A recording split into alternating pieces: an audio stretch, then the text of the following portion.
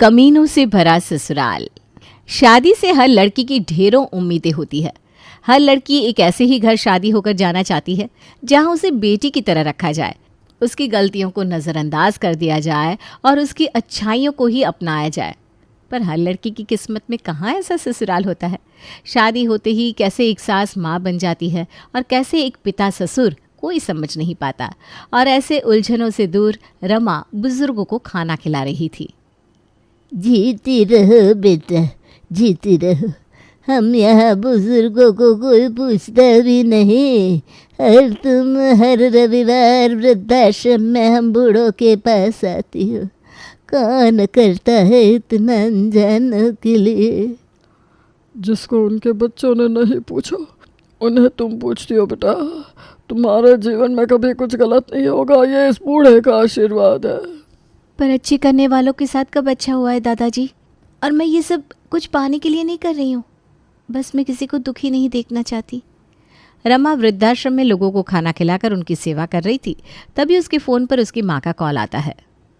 जहाँ जाती है वहीं चिपक जाती है, दूसरों का ही सोचती रहेगी या अपना भी कभी सोचेगी। आज तुझे देखने लड़के वाले आ रहे हैं। कहा था मैंने कि आज घर के बाहर तू कदम नहीं रखेगी, तो क्यों गई बाहर? मेरे इंतज़ार में ये बूढ़े बुजुर्ग भूखे रहे और मैं वहाँ लड़की के सामने सच समझ कर उसके माँ बाप को खाना खिलाती रहूँ, तो मेरा भाग्य सुधर जाएगा क्या मम्मी? अगर लड़का अच्छा होगा तो 10 मिनट वेट कर लेगा मेरा। यहाँ कोई किसी के लिए वेट नहीं करता बेटा। 10 लड़कियाँ देखी होगी उसने तो 11वीं होगी। तूने देरी की तो वो 12वीं के पास पहुँच जाएगा। 12वीं से 13वीं के पास चला जाए मम्मी, जो लड़का मेरे लिए 10 मिनट वेट नहीं कर सकता वो मेरे साथ जीवन पर क्या ही टिकेगा। तुम बिना कैसे नमूने रिश्ते ढूंढ कर लाती हो। बेकारी बहस मत कर। बोलो क्या तेरे पापा को? 11 बजने में 15 मिनट की देरी है। 11 बजते बजते तो घर के अंदर होनी चाहिए। भागती दौड़ती रमा अपने घर पहुंचती है। ट्रैक सूट में जूतों के साथ रमा भागती हुई घर के अंदर आती है। देखो मैं टाइम पर आ गई हूँ। यूँ बड़ी बड़ी आंखें करके मुझे मत देखो। अब आंटी जी पहले आ गई तो मेरी क्या गलती। नमस्ते आंटी जी, पाए लगो। कैसे संस्कार दिए हैं मनीषा जी आपने अपनी बेटी को। जूते पहनकर घर के अंदर आ गई। ये सब क्या हरकतें रमा? तुम ऐसी बेढंगी हरकतें तो कभी नहीं करती थी। जाओ बाहर जूते खोल कर आओ। सॉरी आंटी जी, पर वो क्या है ना, रास्ते में मेरा पैर मुड़ गया था तो पट्टी करवा कर आई हूँ, इसलिए जूते नहीं उतारे। ये सुनते ही सुरेश खड़ा हो जाता है और कहता है, प्रेम, ज्योति, सुन लिया ना तुम लोगों ने जो सुनना था। ये टूटी फूटी लड़की को देखने बुलाया था क्या बहन जी आपने हमें? चलते हम। अरे भाई साहब ये क्या बात कर रहे हैं? गिर गई होगी रमा, पैर में ज़रा सी चोट है, बाकी सब तो ठीक है ना रमा? और वैसे भी कोई चोट नहीं है, आप देख ही तो रहा है कितनी फुर्ती में आई है रमा। नहीं बहन जी, हमें दूसरी जगह भी निकलना है।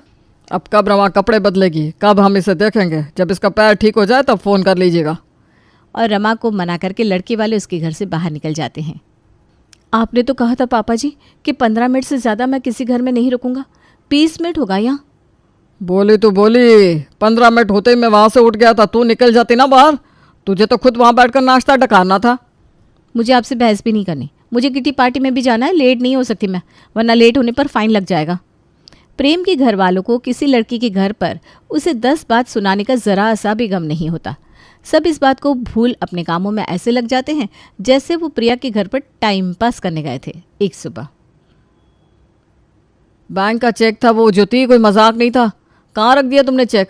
आज मुझे विड्रॉ करने थे पैसे। इतनी मुश्किल से 2 लाख रुपए पार्टी ने वापस किए थे। इतनी दौड़ भाग करनी पड़ती है तकादा लेते वक्त, पता भी है क्या तुम्हें? अरे पता भी कैसे हो, किटी पार्टी से फुर्सत मिले तब ना। उसी किटी पार्टी से उठे 1 लाख रुपए को भिखारी की तरह हाथ आगे करके मुझसे मांग लेते हो तुम? भूल गए क्या पिछली बार तुम्हारी कार की EMI मेरी किटी से आए पैसों से ही भरी गई थी? और मैंने नहीं रखा है चेक, तुम्हारी बहन ने रखा होगा, उससे पूछो। अपना नाम सुनते ही तिल मिलाती हुई प्रिया कमरे में ऐसे आती है मानो किसी ने उसके सर पर डंडा मार दिया हो। इस घर में एक तिनका भी नहीं उठाती मैं, और चेक उठाने जाऊंगी? पागल समझा क्या भाभी आपने मुझे? लीजिए, निकल गई ना मुंह से बात। एक तिनका भी नहीं उठाती आपकी बेटी मम्मी जी। और आपने तो रसोई का मुंह न जाने आखिरी बार किस दिन देखा था। यहाँ मेरी मुंह दिखाई क्या हुई, वहाँ आपकी रसोई से विदाई होगी। तो जो भी रूखा सूखा मिल रहा है वो मेरी बदौलत ही मिल रहा है आप लोगों को। ला निकल गई ना मुझसे बात। रूखा सूखा गाय के सामने जैसे चारा डाला जाता है ना, वैसे ही सूखी रोटियां डाल देती हो हम लोगों के सामने। मेरे हाथ का खाना अच्छा नहीं लग रहा ना मम्मी जी, तो अपने लिए दूसरी बहू ले आइए। लड़कियों में कमी निकालने से आपको फुर्सत मिले तब तो जाकर आप अपने प्रेम की शादी करेंगी, या आप उसकी शादी नहीं करना चाहती क्योंकि आपको डर है प्रेम कहीं अपनी सैलरी अपने बीवी के हाथों में न रख दे। और पूरा घर इस कलेश में इस तरह शामिल हो जाता है मानो ये उनका ही पर्सनल मैटर हो। घर से शोर की आवाज़ आती हुई सुनकर पड़ोसन सुषमा इस कलेश को रोकने सुगंधा के घर पहुंच जाती है। बहू का तो जवान खून है, तू तो चुप हो जा सुगंधा। क्या तुम लोग रोज़ रोज़ किसी न किसी बात पर लड़ने लगते हो? हाँ, मैं तो कहती हूँ ले आओ प्रेम की पत्नी और इस कलेश का अंत कर दो। क्या कलेश का अंत होगा आंटी? चंट लड़की आ गई तो जो कभी कभी हमारे घर में शांति रहती है ना, वो भी रहने नहीं देगी। ना शांत लड़की, वो रमा, कितना कुछ सुनाया हमने उसे, फिर भी उसने कुछ नहीं कहा। और उसकी माँ भी ज़्यादा अपनी बेटे का पक्ष नहीं ले रही थी। पर उसे इतना कुछ सुनाने के बाद आप लोग कैसे वापस उसके घर में जाएंगे पापा जी? सुगंधा तो बात घुमाने में इतनी माहिर थी कि मैटर को संभालती हुई सीधा अंगूठी लेकर रमा के घर पहुंच जाती है। जिसने इंतज़ार ना किया उसने प्यार क्या किया बहन जी। घर के अंदर जूते पहन कर आने में बुराई क्या है बताइए? हाँ, मैं तो बस आपकी बेटी की परीक्षा ले रही थी। मैं देखना चाहती थी कि क्या इस बात के बाद रमा फ़ौरन किसी और से शादी कर लेगी या हमसे ज़बान दराजी करेगी। लेकिन नहीं, देखो पूरे 15 दिन हो गए अब तक वहीं की वहीं है। रमा, आहा, जो लड़की इतने दिन इंतज़ार कर सकती है वो पूरा जीवन टिकेगी भाई। अरे वाह, ये तो मेरी ही लाइन बोल दी आपने आंटी जी। मैं भी यही बात कहती हूँ। लीजिए मम्मी जी, सास बहू की सोच तो यही मिल गई। लगता है ससुराल में मुझे कॉर्नर कर दिया जाएगा। वहाँ कॉर्नर हो गए तो यहाँ आपका ससुराल आपके इंतज़ार में बैठे रहेगा दामाद जी। हमारे लिए तो हमेशा स्पेशल आप ही रहेंगे। रमा के ससुराल वाले इतनी मीठी मीठी बातें करते हैं कि रमा क्या कोई भी उन लोगों का फ़ैन बन जाए। और उसी वक्त रमा और प्रेम की सगाई हो जाती है। पूरे 1 हफ्ते बाद शादी करके बहू बनकर रमा प्रेम के घर आती है। रमा रसोई में खाने की तैयारी कर रही होती है कि टेढ़ी मेढ़ी चलती हुई सुगंधा खाने की खुशबू के पीछे पीछे रसोई में जाने लगती है, जहाँ दरवाजे पर रखी चप्पलों में उसका पैर अड़ जाता है। हाय रे, गिर गई रे, घुटने फुट गए मेरे। अरे आप कैसे गिर गई मम्मी जी? कहीं चक्कर वक्कर तो नहीं आया था ना?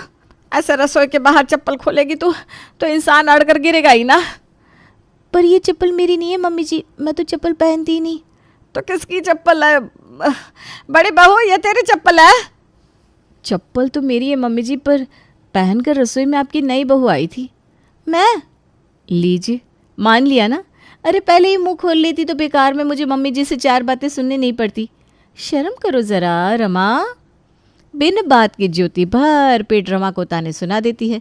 इस बात को सोचती हुई रमा रसोई में खुद से बातें कर रही थी। ये चप्पल मैंने पहनी भी नहीं थी, पता नहीं दीदी इतना क्यों सुनाकर चली गई। हो सकता है किसी और ने उनकी चप्पल पहनी होगी और रसोई में मुझे देखकर उन्हें लगा होगा कि मैं पहन कर आ गई। छोटी सी मिसअंडरस्टैंडिंग है, मैं ज़्यादा ही सोच रही हूँ। ससुराल में इतना तो मुझे समझना ही होगा। रमा को खाना तैयार करता देख बेशर्मों की तरह ज्योति अपनी किटी की सारी फ्रेंड को उसी वक्त अपने घर पर बुला लेती है और रसोई में जाकर अपनी देवरानी से कहती है, देखना रमा, अचानक मेरी किटी की सारी फ्रेंड्स आ गई है और ये ना अब यहीं किटी करने की ज़िद कर रही है। मैं अब उन्हें रेस्टोरेंट लेकर जाऊंगी तो बेकार में 3000 रुपये के नीचे आ जाऊंगी। तुम खाना तो बना रही हो तो साथ में घुमाने के लिए ज़रा नाश्ता भी बना लो ना, सब खा लेंगे। आप फिक्र मत कीजिए दीदी, मैं सब देख लूँगी। रमा अपनी जिठानी की सहेलियों के लिए नाश्ता और खाना बनाती है और वाह लुट लेती है ज्योति। अब क्या बताऊँ, क्या किस्मत है मेरी, बस नाम की देवरानी है रमा। करना तो सब कुछ मुझे ही पड़ रहा है। ये नाश्ता, ये खाना किसने बनाया? मैंने ही तो बनाया। पहले 6 लोगों का बनाती थी, अब 7 का हो गया। इतना ही बदलाव हुआ है देवरानी के आने से। हाय रे, मुझे तेरे लिए बड़ा ही दुख हो रहा है यार ज्योति। तभी रसोई से सभी के लिए सोडा लेकर रमा आती है और रमा को देखते ही सभी आपस में बड़बड़ाने लगते हैं। खाना कैसा लगा भाभी? कोई कमी रह गई हो तो माफ़ी। मुझे बोलना तो नहीं चाहिए रमा, पर ज़रा नज़रों की शर्म तुम्हें खुद भी होनी चाहिए। जेठानी सामने बैठी है और खुद क्रेडिट लेने आ गई। अगर कुछ कमी रह भी गई होगी तो क्या कर दोगी तुम? अब क्या बोल रही हैं, मैं समझ नहीं पा रही हूँ भाभी। अरे जेठानी काम कर रही है और तुम बैठी हुई हो, अच्छा लगता है क्या? वो तो ज्योति है जो सब कुछ बर्दाश्त कर रही है। मेरी देवरानी अगर तुम जैसी आती ना तो हाथ तोड़कर दूसरे हाथ में दे देती मैं। रमा अपने ससुराल में नई आई थी, उसमें अगर उसकी जिठानी की सहेली अचानक ही आकर उस पर गरज पड़े तो उसका रोना तो बनता ही था। रमा फूट फूट कर रोने लगती है और भागते हुए अपने कमरे में चली जाती है। एक सुबह नाश्ते के वक्त सभी खाने के टेबल पर बैठकर नाश्ता कर रहे थे, पर प्रेम कमरे से बाहर नहीं आता। ये प्रेम जी अभी तक आए क्यों नहीं? मैं बुला कर लाती हूँ। कोई ज़रूरत नहीं है प्रेम जी को बुलाने की, ज़िंदगी तो बर्बाद कर दी तुमने प्रेम की। क्या हुआ प्रेम जी, आप गुस्सा क्यों हो रहे हैं? ड्रॉअर से मेरी फाइल कहाँ गई? क्या चाहती हो तुम, मर जाऊँ क्या मैं? पैसे देता हूँ तुम्हें, कपड़े दिलाता हूँ, करती क्या हो तुम? दिन भर बस सीरियल देखती हो या कभी कभी मुझे रुमाल या टाई पकड़ा देती हो। आप मेरी बात तो सुनिए, मैंने आपकी फाइल नहीं छुई। आपके ऑफिस की चीज़ों को मैं छूती नहीं। आपने ही कहीं उल्टे हाथ रख दी होगी। वही तो मैंने रख दी उल्टे हाथ की, तो तुम सीधे हाथ की रख देती। घर में काम ही क्या होता है रमा? तुम्हें कितना कुछ दिया है मैंने, पर रिटर्न में देने के लिए तुम्हारे पास कुछ भी नहीं है। यहाँ प्रेम रमा पर अपनी गलती का गुस्सा निकाल रहा था तो वहाँ बहती गंगा में हाथ धोती हुई उसकी जेठानी भी शुरू हो जाती है। अब जेठानी बोल रही हो तो सास कैसे चुप रहेगी? 2 दिन से मेरा ब्लाउज नहीं मिल रहा, कितनी मुश्किल से बुटीक से सिलवाया था उसे, पर तुमसे यह नहीं हुआ बहू के छत से समय पर कपड़े लाकर समेट कर रख दो, हो गया ना गुम। रमा से होता ही क्या है मम्मी जी, मेरे बनाए हुए खाने को ही सभी को सर्व कर देती है। आप झूठ बोल रही हो भाभी, खाना मैंने बनाया है। अब सब मुझ पर झूठा इल्ज़ाम लगाना बंद कीजिए। चुप, एकदम चुप, वरना एक उल्टे हाथ की पड़ेगी ना तो होश ठिकाने आ जाएंगे तुम्हारे। हमारे घर की बहन बेटियां इस तरह जबान दराजी नहीं करती।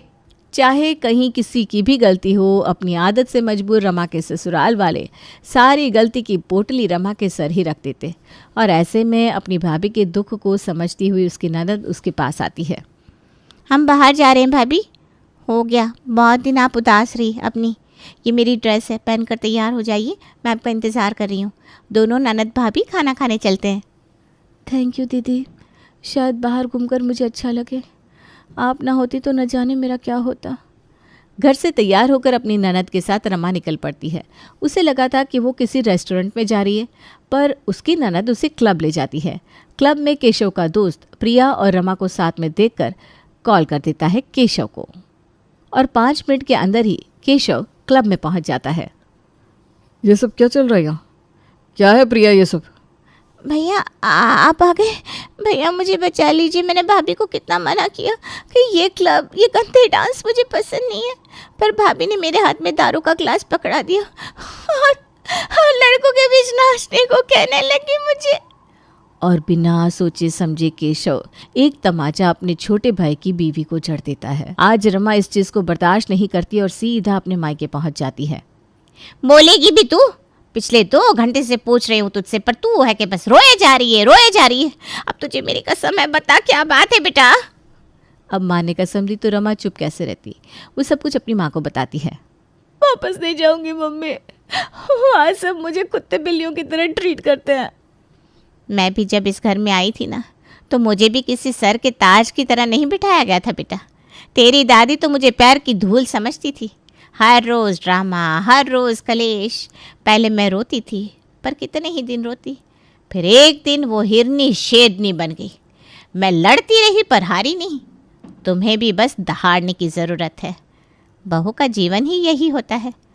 मैं वो माँ नहीं जो छोटी सी बात पर तुझे अपना ससुराल छोड़ने को कह दूँ। रमा समझ जाती है कि उसे क्या करना है, और अगली सुबह रमा कुछ और ही बनकर जगती है। रोज़ की तरह सवेरे सवेरे केशव और ज्योति एक दूसरे पर बोली के बाण चला रहे थे। उनकी आवाज़ सुनकर रमा कमरे से बाहर आती है।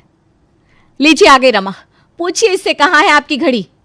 बोलो रमा, कहाँ है इनकी घड़ी? कहीं भैया की घड़ी पैक करके आपने अपनी किसी सहेली को किटी पार्टी के गिफ्ट में तो नहीं दे दी ना भाभी? पैसे बचाने के लिए कुछ भी करती है ना आप। ये क्या बकवास कर रही हो तुम? अब तो मुझे विश्वास हो गया, घड़ी तुम्ही ने चुरा कर अपने मायके भेज दी होगी। अगर मैंने घड़ी ली है तो मैं कभी माँ नहीं बन पाऊंगी, पर अगर ये झूठा इल्जाम आप मुझ पर लगा रही होगी तो आप बांझ हो जाएंगी। मैं खाती हूँ कसम कि मैंने घड़ी नहीं ली। चलिए अब आप भी कसम खाइए। देखो, वो ऐसा है कि इतनी छोटी सी बात में मैं इतनी बड़ी कसम नहीं खा सकती। हो सकता है मैंने इधर उधर रख दी हो, शायद। खुद गलती करती हो तो खुद एक्सेप्ट भी कर लिया करो। बेकार ने तुमने रमा पर बात डाल दी। कोने में खड़ी प्रिया ये तमाशा देखकर हंस रही थी। तभी रमा कहती है, और तू सुमड़ी में घुमड़ी कहाँ साइड होकर जा रही है? यहाँ सबके बीच अपने फ़ोन से राहुल को कॉल लगा। कौन राहुल? मतलब आप कॉल नहीं लगाएंगी? मेहनत के काम तब से होते नहीं ना दीदी, ये काम आप ही कर दीजिए ना जेठ जी। जिस हाथ से तमाचा आपने मेरे गालों पर जड़ा था, ज़रा उस तमाचे को मैं आपकी गाल पर भी जड़ देती हूँ बिना हाथ लगाए।